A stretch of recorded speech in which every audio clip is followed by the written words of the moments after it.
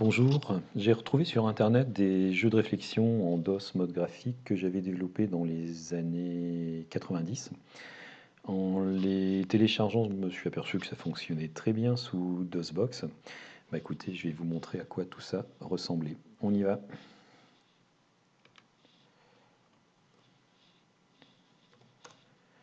Donc ça s'appelle Minimax, vous allez vite comprendre pourquoi. C'est des jeux qui avaient été développés, comme je vous le disais, en DOS.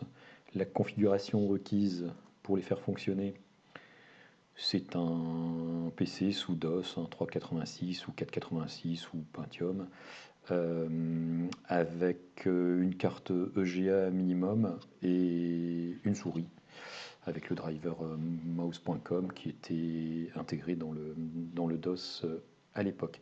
Tout ça a été développé en Turbo Pascal V7 et à l'époque j'aimais beaucoup travailler sous OS2 Warp qui est un excellent système d'exploitation qui était largement en avance pour son temps. Alors, on est en bonne DOS, ce qui veut dire qu'il y a toujours un petit paramétrage à faire. Sous DOSBox, l'interface de la carte son, alors à l'époque c'était des cartes son Sound Blaster. L'interruption utilisée par défaut par DOSBox, c'est l'IRQ7, on va la changer ici. On pouvait aussi la changer dans DOSBox pour la forcer. Alors, à quoi ressemblaient ces logiciels? Eh ben, on va y aller. On va commencer par le premier, Cavalcade. Tout ça avait été en fait diffusé en freeware à l'époque via DPTools. Les plus anciens s'en rappelleront. DPTools, c'était un système, c'était avant, en tout cas avant qu'Internet soit généralisé et utilisé par tout le monde. Donc dans les années 80-95. À l'époque, DPTools diffusait des logiciels par disquette, hein. On recevait un petit catalogue en fait tous les 3 mois si ma mémoire est bonne, et on sélectionnait là-dedans les logiciels qui nous intéressaient, qui étaient des freeware ou des shareware, et DPTools nous les envoyait par la poste. Donc disquette, et par la suite c'était des envois en CD-ROM. Premier jeu, Cavalcade, vous allez voir qu'il est très simple, on y va. Good morning, good morning, good morning. Donc, on a droit à un petit son, vous allez voir que les petits sons reviennent régulièrement. On les enlèvera peut-être après parce que ça peut vite devenir un petit peu saoulant. À quoi ressemblait l'interface graphique? L'interface graphique, elle est développée en Turbo Pascal également, c'est du Turbo Pascal objet. Pascal à la base c'est pas un langage objet, mais Borland avait rajouté une surcouche qui permettait de gérer les objets. C'était très bien fait. Évidemment, ça ne gérait pas d'interface graphique, donc tout ça a été développé à partir de zéro, si j'ose dire. Bon, c'est plutôt sympathique. Donc l'interface, qu'est-ce qu'elle promet de faire ici? De nouvelles parties, on peut annuler des coups, on peut demander à l'ordinateur de proposer des coups, on peut avoir la liste des coups joués, on peut afficher la règle du jeu. Voilà, je vais vous l'expliquer de vive voix, ce sera plus simple. On a un certain nombre d'options. Déterminer qui commence, l'ordinateur, la machine, choisir le niveau de l'ordinateur. C'est du minimax, j'en dirai quelques mots, même si ce n'est pas l'objet de cette vidéo. Forcer les dimensions du plateau, on peut dans ce jeu-ci avoir plusieurs types de déplacements de pièces, déterminer qui joue en premier, etc. Activer ou pas les bruitages. Ici, ils sont activés. On peut avoir des informations à propos d'eux. Si je clique ici, voilà, on voit que c'est un. Une dernière version a été développée en décembre 94. Et on peut afficher l'arbre de décision, puisque l'algorithme Minimax fonctionne avec un arbre de décision et la valeur estimée d'une position. Mais allons-y, commençons une nouvelle partie. Alors on va juste vérifier le niveau. Par défaut, le niveau d'analyse de la machine est de 3. Ça ne veut pas forcément dire grand-chose parce que je vous avoue que je ne me souviens plus comment j'avais fait, mais le niveau d'analyse est calculé dynamiquement en fonction de la vitesse du processeur. En l'occurrence, ici, sur les machines modernes, ça va fonctionner très vite. je vais le passer à 4. Ce qui va se passer ici au niveau de la profondeur d'analyse, c'est que dans tous les cas, l'ordinateur, quel que soit le temps qu'il mette à réfléchir, s'il est au niveau 4, il ne mettra jamais de plus de 10 secondes. En fait, il va s'interrompre au bout de 10 secondes s'il n'a pas fini sa réflexion. Vous allez voir que ça met jamais 10 secondes, c'est beaucoup, beaucoup plus rapide. On y va, démarrons le jeu. Celui-là, c'est un jeu très simple. L'ordinateur a les rouges, il déplace son cavalier, comme le cavalier aux échecs. Je vais faire de même. Le premier qui ne peut plus déplacer son cavalier a perdu. C'est aussi simple que ça. Donc au début, écoutez, c'est très simple. On y va. Alors vous voyez que la machine joue instantanément. On va quand même être prudent pour ne pas perdre tout de suite. Alors, comme je vous le disais, à chaque fois, et on va retrouver ça dans toute la série de jeux, l'ordinateur a une valeur estimée de la position. Ici, il estime sa position à 1, c'est-à-dire qu'il considère qu'il a un micro-avantage. 1, c'est vraiment un très faible avantage, puisque la valeur de la position va de moins 19 000 à plus 19 000. Moins 19 000, c'est que l'ordinateur considère que blanc a gagné, en tout cas il a une suite de coups gagnants. Et si la valeur est plus de 19 000, l'ordinateur est certain de gagner. Donc pour l'instant, petit avantage, très petit avantage pour l'ordinateur. On va jouer ici.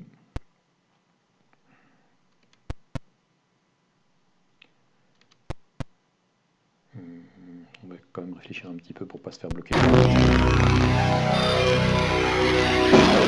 Ouais. Et là, à ce petit jeu-là, l'ordinateur, avec ce type de déplacement de pièces, il est quasiment imbattable. À vrai dire, je ne l'ai jamais battu, je crois.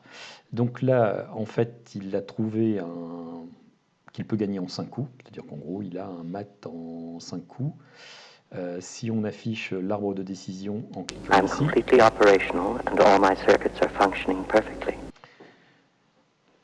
alors ça c'est un son que j'avais récupéré dans les DP Tools. Je pense que c'est un extrait de 2001 Odyssée de l'espace. Il faut se dire qu'à l'époque tout fonctionnait par échange de disquettes. Donc on a vu que là, je vais réafficher l'arbre. Ce qu'a vu l'ordinateur, il a déjà vu qu'il jouait en 6-6, bah, il perdait en un coup. Le coup d'après, je gagnais. Et il a trouvé des coups à peu près, des positions assez équilibrées ici et là. Il avait 2 coups gagnants en fait qu'il a repéré tout de suite, le 3-3 et le 3-7 qui gagnent plus lentement. Donc il a pris la suite de coups qui va lui permettre de gagner le plus vite possible, à condition que je joue moi parfaitement. On voit ici le nombre de coups qu'il a étudié, le temps qu'il a mis à étudier ces 3811 coups, un 17e de seconde.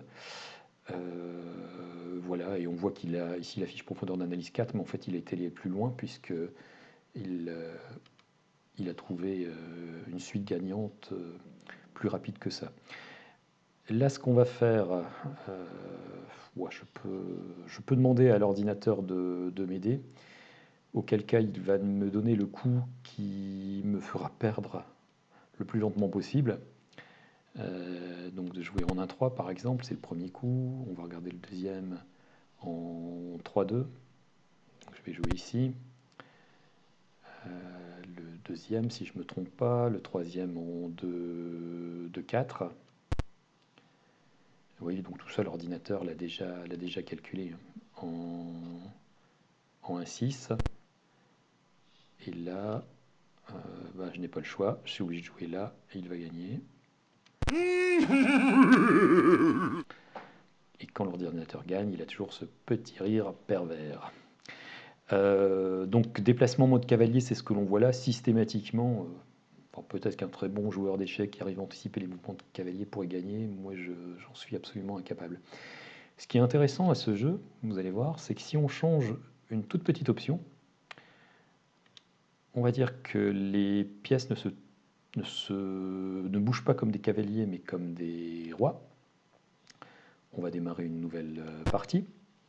Autant quand on est en mode cavalier, l'ordinateur gagne systématiquement. En mode roi, c'est exactement le même algorithme, mais vous allez voir que si on ne fait pas d'erreur, on va le battre. Je pense qu'on peut le battre systématiquement, même avec un niveau beaucoup plus performant, un niveau de profondeur d'analyse. Il est toujours à 4, on va le laisser à 4. Je pourrais l'augmenter, ça ne changerait pas grand-chose. On devrait quand même battre l'ordinateur. Allez, on va jouer là. On va jouer là. Alors déjà, à mon avis, là, il a fait sa première erreur. Parce que ce jeu, on voit bien que pour gagner, il faut une surface, on va dire libre, supérieure à celle de l'adversaire. Si je joue ici, il pourra jouer là, mais je vais jouer là, je vais le bloquer. Donc je vais le faire. Il joue là, c'est, je pense, encore pire. Je vais jouer ici. Je vais repartir par là. On voit que de ce côté-ci, on a un espace qui est plus grand que le sien. Je vais remonter, je vais essayer d'aller bloquer ces deux cases-là. Alors, soit il est suffisamment malin pour remonter tout de suite, mais à mon avis, il ne va pas le faire. Ah, peut-être. Ah, vous voyez. Là, bah là déjà, je sais que j'ai gagné. Je vais remonter, je vais bloquer ces deux cases ici. Et j'ai plus de cases possibles que lui. J'ai même pas besoin de compter. Là, il réfléchit un peu plus longtemps. Là, seulement maintenant, il a compris qu'il a perdu. Vous avez vu que le coup d'avant, il a réfléchi un petit peu plus longtemps parce que dans l'algorithme, il va un peu plus loin s'il se rend compte que la position est un peu dangereuse à la fin. Là, il se rend compte qu'il a perdu, donc il a dû voir 1, 2, 3, 4, 5, 6 coups à l'avance, encore une fois. Nous, ça fait longtemps qu'on a vu qu'on avait gagné. Allez, on va l'achever, pour le plaisir. Voilà, un petit coup de tonnerre, on a battu la machine. Ce jeu-là, il me semble-t-il, montre bien les limites de l'algorithme Minimax. Avec ça, l'ordinateur il est capable de trouver facilement une suite de coups gagnants, à condition qu'il n'y ait pas trop de possibilités de, enfin pas trop, oui, de possibilités de jeu, de nombre de cases possibles à chaque coup. Par contre, il est absolument incapable de définir une stratégie. Alors, c'est un jeu très simple, hein, difficile ici de parler de stratégie, mais on a bien vu qu'à un moment, quand on l'a bloqué, nous, en tant qu'humains, on n'a pas calculé toutes les possibilités, on est premièrement incapable, et on voit tout de suite quelle est la surface qui est plus grande que l'autre. L'ordinateur, lui, qu'est-ce qu'il fait? C'est comme avec le cavalier, hein, il calcule l'ensemble des positions possibles. En général, il a peut-être 8, maximum 8 possibilités de déplacement. Mais 8 fois 8 fois 8 fois 8, vous voyez que c'est une explosion qui... On atteint vite un nombre de possibilités très très important, même pour un jeu aussi simple que celui-là. Donc quand on joue de cette façon-là, on est quasiment sûr de le battre. Les parties les plus équilibrées en fait à ce jeu sont celles où on joue avec des déplacements de pièces cavalier plus roi. Bon, on va pas faire de partie, mais je vais juste vous montrer en fait. Ici, si je joue comme ça, j'ai possibilité de me déplacer soit comme un cavalier, soit comme un roi. Ah, bon, dès qu'on démarre, on a quand même envie de finir. Là, je vais le bloquer ici. Je vais le bloquer là. Je vais venir ici.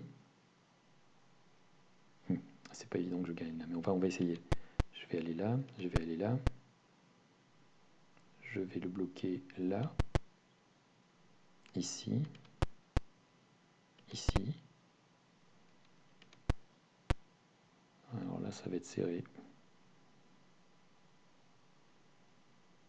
Oui, je crois que je ne vais pas gagner.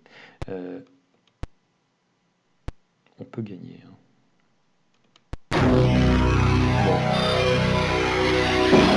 Ça ne sera pas pour cette fois-ci. Mais logiquement, avec un petit peu de concentration, dans ce mode de déplacement-là, on est capable de battre l'ordinateur. Alors 5 coups, je suis étonné, parce que j'ai l'impression que j'ai plus que 5 coups à jouer. On va regarder ce qu'il va faire. Ah oui, d'accord. Oui, il va me bloquer comme ça. Voilà. Bah écoutez, voilà pour ce premier jeu. Ah.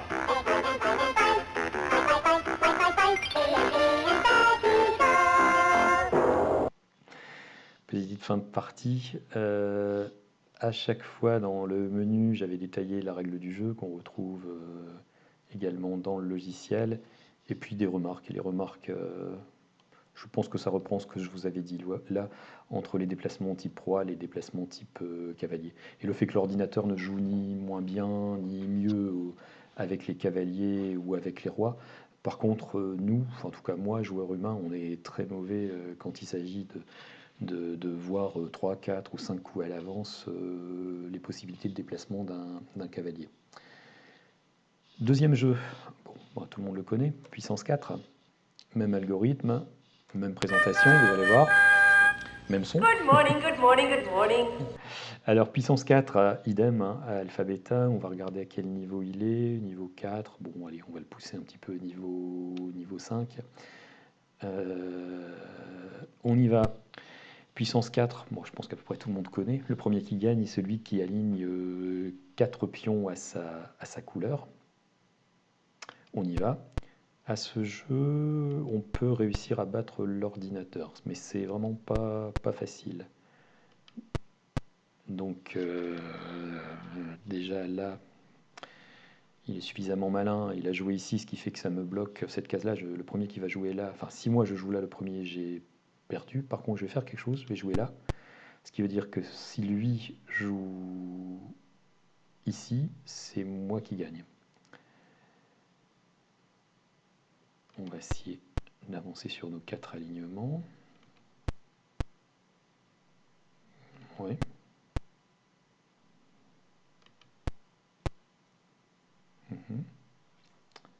On va jouer là. Voilà, j'ai pas le choix, faut que je joue ici. Il faut que je commence à être prudent là, parce que voilà, il va être obligé de jouer là, effectivement. Alors, là, j'ai peut-être une chance de gagner. Alors là, là, il a réfléchi plus longtemps.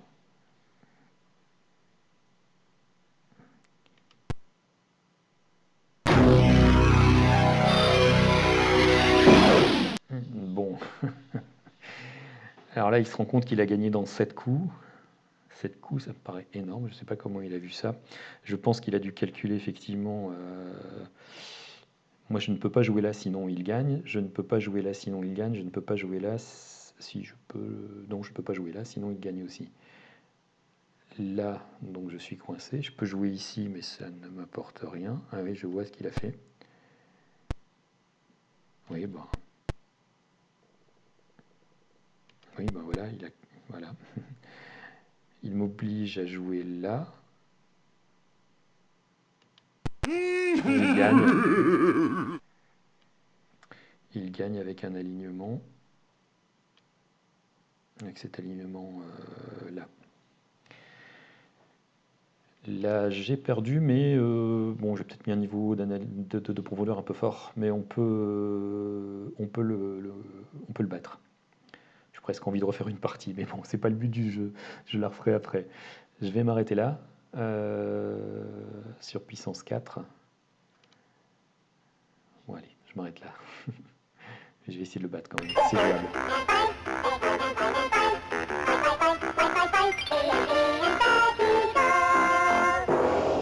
Dans ce jeu puissance 4, je crois que je l'explique dans les remarques sur le jeu, je me souviens à l'époque, un petit peu galéré. J'avais essayé de faire des fonctions d'évaluation parce que quand on développe ce type de jeu en minimax, alpha, beta, on a besoin d'une fonction d'évaluation.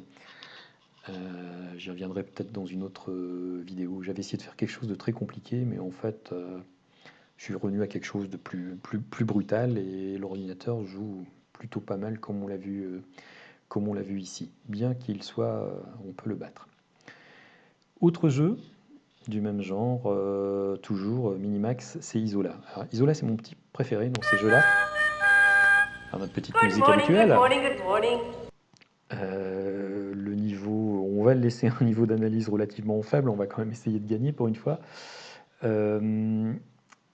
Isola, c'est un jeu sympa. Enfin, c'est un jeu qui existe en plateau, hein, un jeu de plateau qui a eu son petit succès à l'époque, dans les années 80-90. Je pense pas qu'il existe encore dans le commerce, mais si vous le trouvez dans une brocante, achetez-le, c'est un petit jeu très sympa, vous allez voir.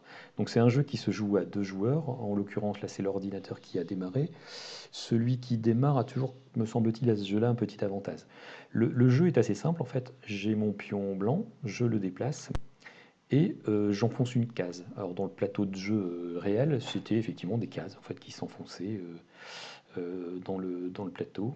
Je vais bloquer, je vais enfoncer celle-ci. Alors évidemment, il va jouer là, je vais jouer ici. Le premier qui est bloqué a perdu. On va aller là et on va le bloquer là. Ah, bon, on y va. Je vais enfoncer une case ici par exemple. Ce qui n'était peut-être pas forcément une bonne idée. On va l'empêcher de repartir en arrière.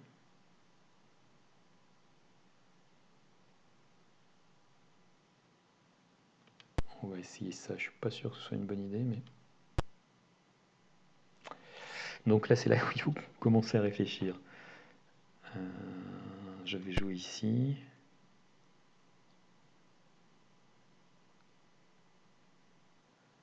Je vais bloquer là. Je vais jouer ici. Je vais bloquer là. Je vais jouer ici. Je vais bloquer là. Ça me paraît pas mal, ça. Je pense que je gagne.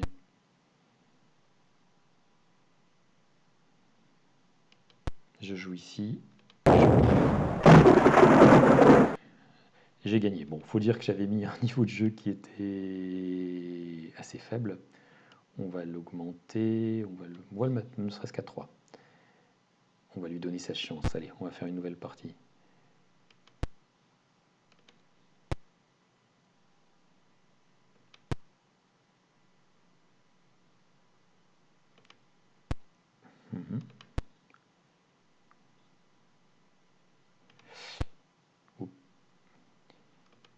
Bon, j'ai de la difficulté à parler et réfléchir en même temps.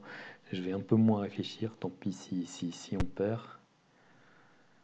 Alors, c'est quand même assez subtil, il faut bien réfléchir.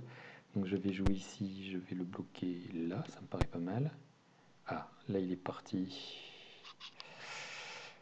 Alors ça c'est un type de fin de partie un petit peu différent, on est chacun dans son coin.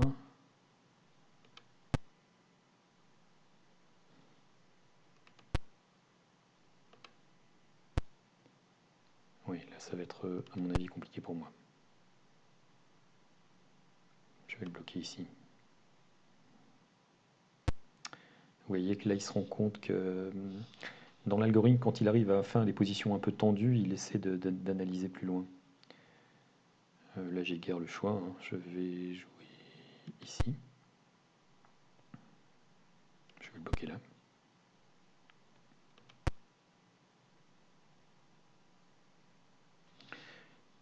Bon, je réfléchis. Oui, évidemment, j'ai très mal joué. Là, il va gagner. Parce que je vais jouer là. Il va jouer là. Voilà pour Isola, un petit jeu assez sympa qui m'avait posé des petits problèmes pour le minimax. Parce qu'en fait, le nombre, on s'en rend pas compte, mais le nombre de coups possibles est assez important, puisque chaque coup se décompose en 2 coups. Je déplace mon pion, donc j'ai maximum 8 cases, bon, en général un petit peu moins, et après j'enfonce une case. Et j'ai au départ 6 fois 8 cases possibles que je peux enfoncer, mais on s'en sort en réduisant le nombre de cases possibles. Je pense qu'on n'a pas vu ce cas-là arriver, mais parfois, très souvent, il est plutôt intéressant d'enfoncer les cases qui sont proches du pion adverse, mais pas toujours. Donc l'ordinateur, il a une petite stratégie en fait stratégie, on va dire tactique. Il examine ce qui se passe quand il bloque quand il enfonce les cases proches du pion, mais il examine aussi, de manière qu'on pourrait appeler heuristique, d'enfoncer quelques autres cases. Voilà pour ce jeu Isola. Je vais couper le son pour quitter.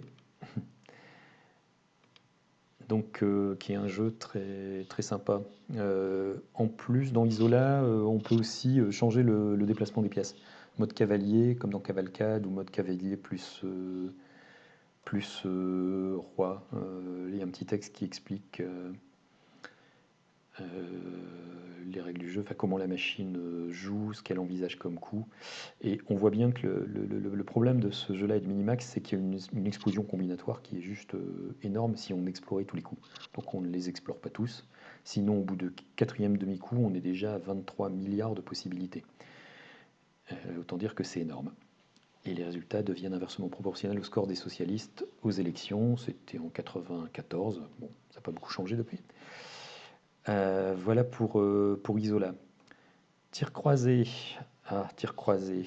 Allez, je vais vous le montrer vite fait. Il est bon, c'est pas le plus intéressant. C'est peut-être celui-là, en fait, le premier que j'avais développé. Tir croisé est un logiciel que. Alors, je ne l'explique pas ici. Ah oui, parce que c'est une ancienne interface qui était un peu moins sophistiquée. Vous voyez que les pictogrammes, les icônes sont des petits. Sont vectoriels, en fait. Euh, donc ça ne gérait pas encore les images dans cette version-là. Si on démarre une partie, on va rester. Vous voyez, il n'y avait pas non plus les potentiomètres. On va rester à un niveau d'analyse relativement bas. Je me souviens même que j'avais pas optimisé ce logiciel, sinon l'ordinateur, il gagne à tous les coups. Enfin, il peut tout calculer. Donc le jeu est assez simple, hein. On a une surface de jeu avec un certain nombre de valeurs de cases. Le premier choisit la case qu'il veut, le suivant doit choisir une case dans la même ligne ou dans la même colonne. Et celui qui a le nombre de points le plus élevé à la fin a gagné. Autant dire que l'ordinateur, si on le programme efficacement, gagne à tous les coups, puisqu'il est quasiment capable de tout estimer. Alors, on va peut-être pas faire une partie entière, mais je vais vous montrer voilà, au moins le début de partie. Il joue instantanément. Idem, hein, oui, on a la valeur, on a l'arbre de décision aussi. Toujours, toujours la même chose. Donc l'arbre de décision, en fait, c'est assez simple, hein. C'est l'ordinateur envisage tous les coups qu'il peut jouer. Il envisage ensuite, par rapport à ces coups-là, tous les coups que l'adversaire peut jouer, puis tous les coups que lui-même peut jouer, etc. etc., etc. C'est avec ce type d'algorithme, c'est un algorithme récursif qu'on trouve, comme on l'a vu dans le premier jeu, il peut trouver une suite gagnante 7 coups d'avance. On peut dire que c'est un mat en 7 coups, même si évidemment ici c'est beaucoup plus simple que les échecs.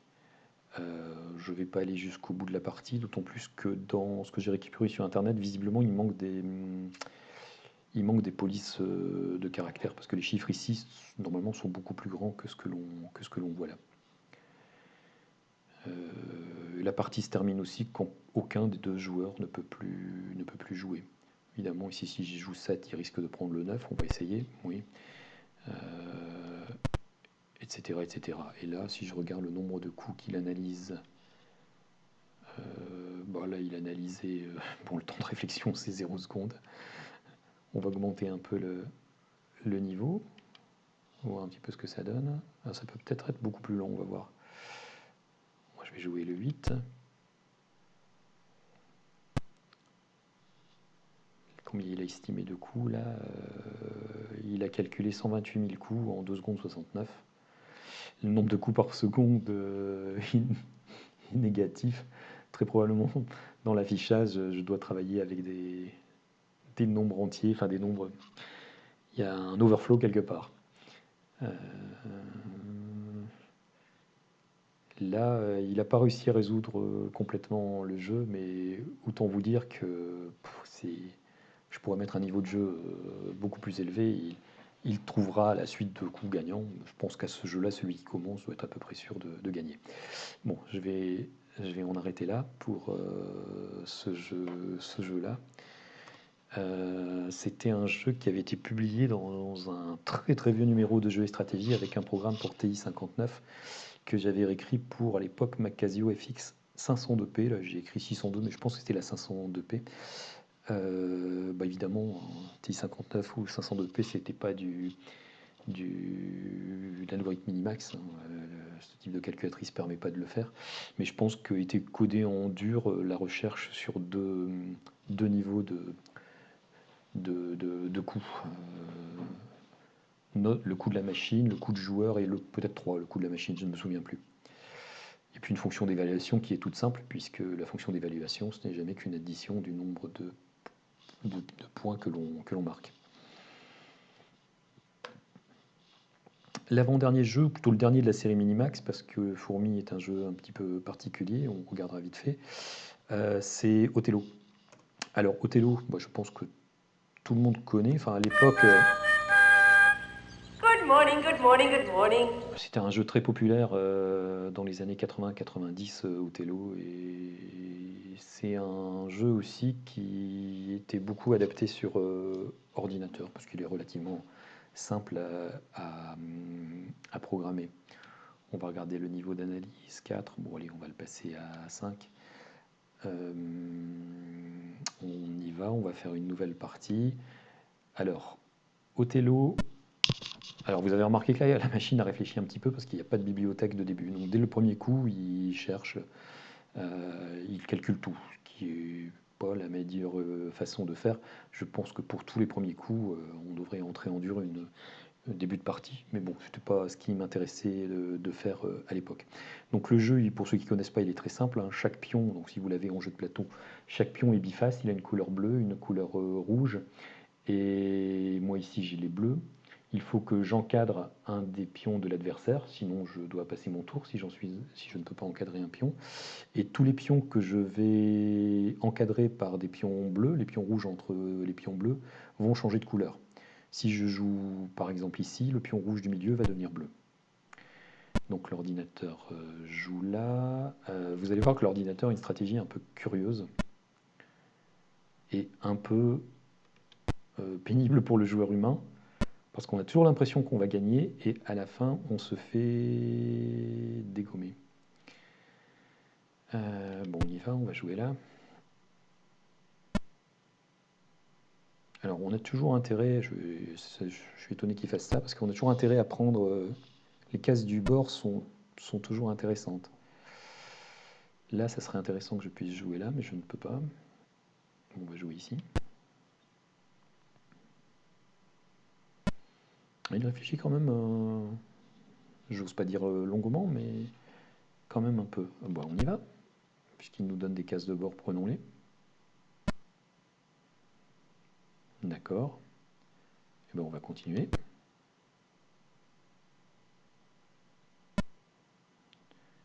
On m'a l'air pas trop mal parti là.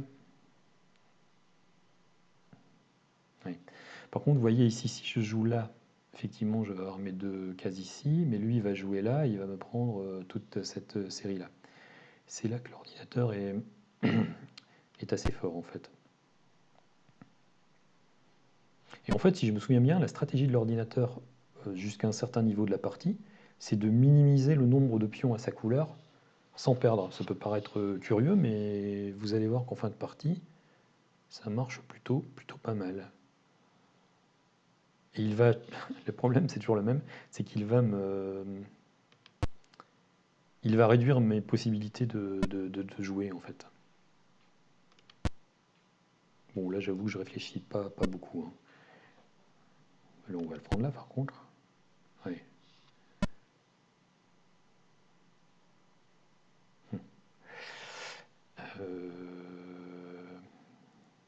Oui, bon là je peux jouer là.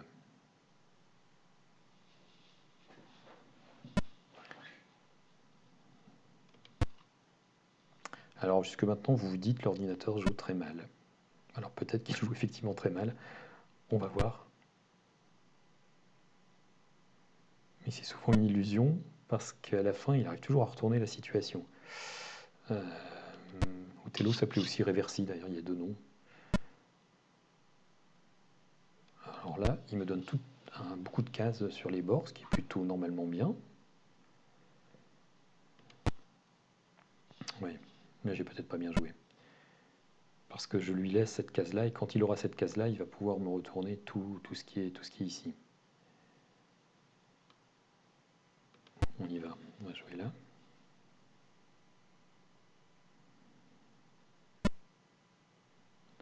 Je l'ai peut-être mis à un niveau un petit peu fort. Vous voyez qu'il me donne toutes ces cases-là, mais en fait, sa stratégie, c'est de prendre cette case-là. C'est ça qui est... Bon, je vais prendre ici. Il va me prendre là, peut-être. Ou pas.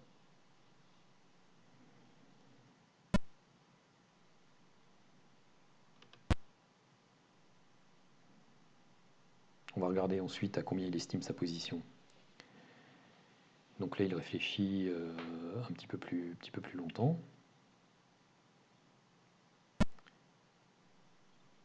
On va regarder au niveau de l'arbre. I'm completely operational and all my circuits are functioning perfectly.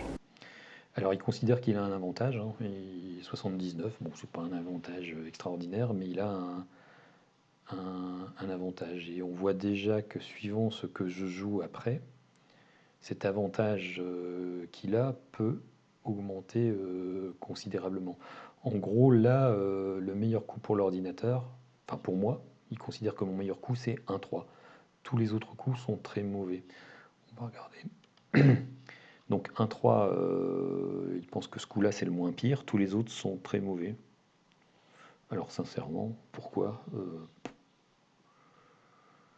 celui-là me paraît pas mal, moi.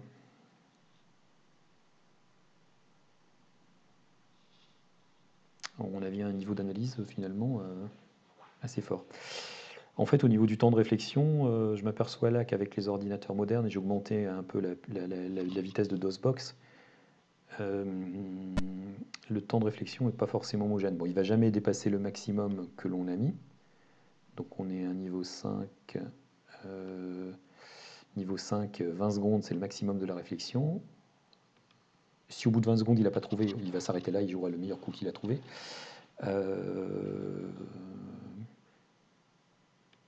Par contre, à l'époque, c'était calibré sur un 486. Alors ici, que puis-je jouer?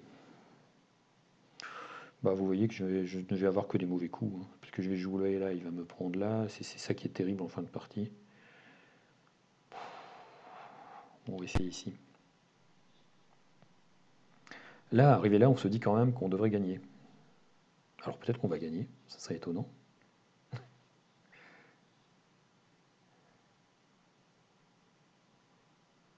Là, je pense qu'il va aller au bout de ses 20 secondes, avec le niveau que j'ai mis. En fait, je pense que là, arrivé à ce niveau-là, il essaie de... Ah bah là, c'est génial. Mais il joue très mal, en fait. Je pense que là, il essaie de résoudre la totalité de la partie en testant l'ensemble des possibilités. Il nous en reste 4, 8, 9, 10, 11, 12, donc c'est pas encore possible. Mais quand il va arriver... Oui, encore que... Voilà, là, je suis très surpris de ce qu'il est en train de faire. On va regarder son évaluation.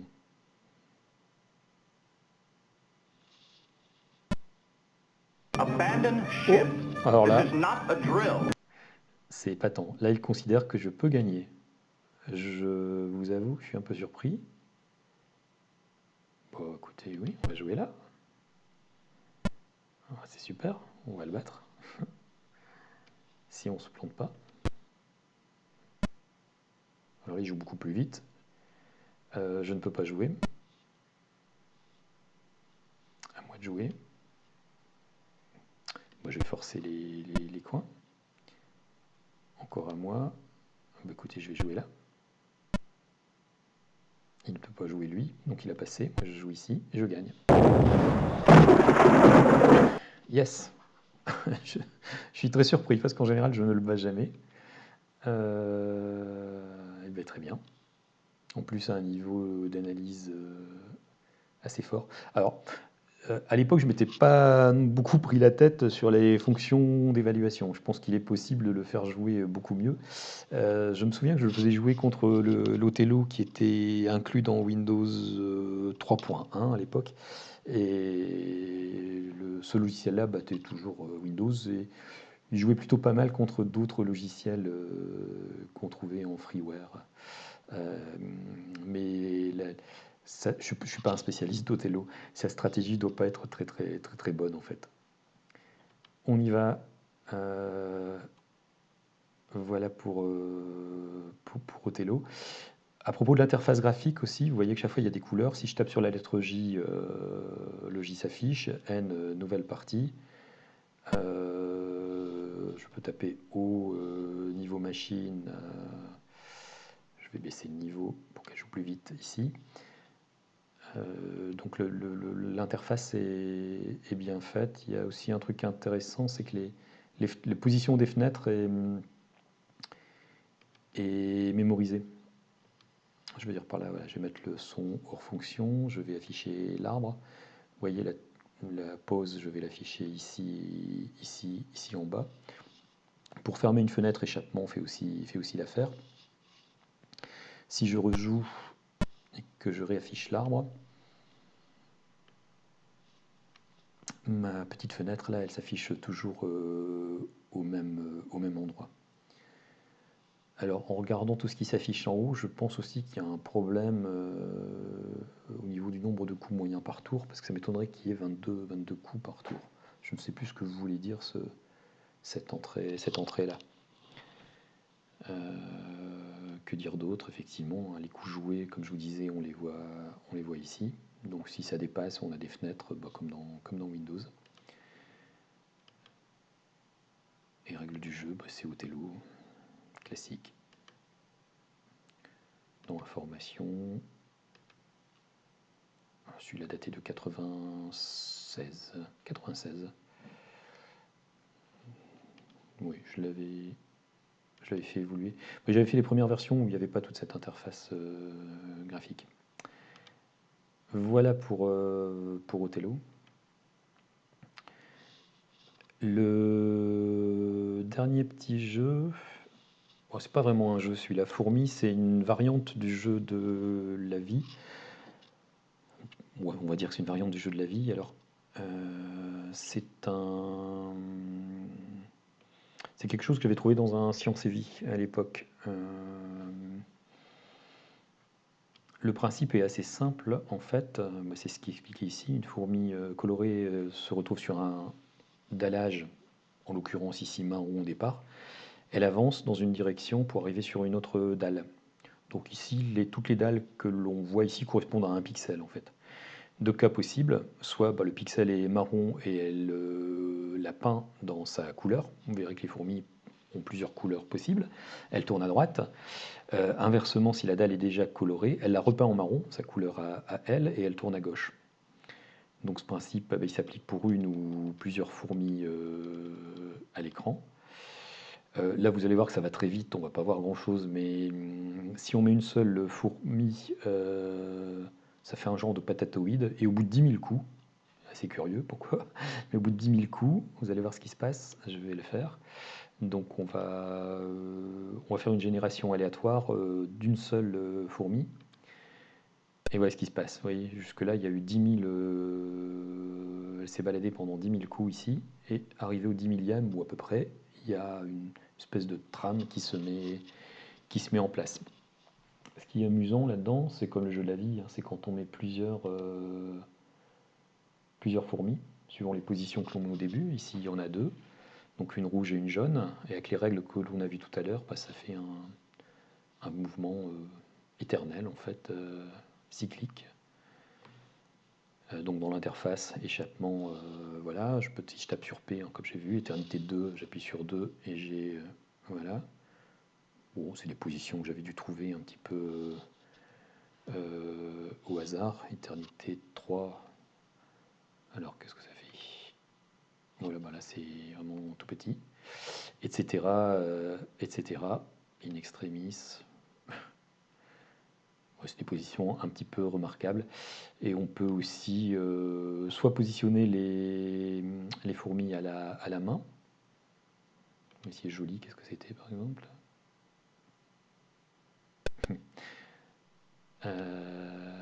Où on peut faire des générations aléatoires. Imaginons ici, allez, on va mettre 62 fourmis. Donc l'ordinateur les positionne au hasard, et vous voyez tout ce petit monde là, il est en train de vivre, de bouger en suivant les règles que l'on a définies. Si on attend suffisamment longtemps, ça va à peu près remplir la surface.